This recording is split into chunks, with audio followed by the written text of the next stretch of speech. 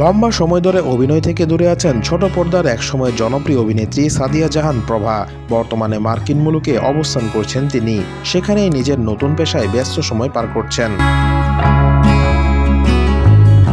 বর্তমানে makeup artist হিসেবেই নিজেকে প্রতিষ্ঠিত করেছেন তিনি। অভিনয়ের বাইরে প্রভার নতুন প্যাশন মেকআপ, বিষয়টি দারুণভাবে উপভোগ করছেন এই অভিনেত্রী। সম্প্রতি নিউ ইয়র্কে অনুষ্ঠিত এটিভি ইউএসএ আইকনিক অ্যাওয়ার্ডে সেরা অভিনেত্রী পুরস্কার পেয়েছেন তিনি।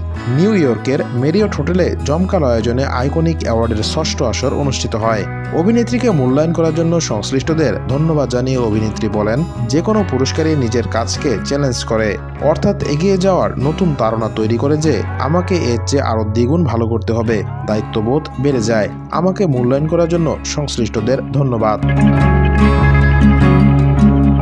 প্রসঙ্গত, সাদিয়া জাহান প্রভা 2005 সাল থেকে মডেলিং এর মাধ্যমে অভিনয় জগতে প্রবেশ করেন।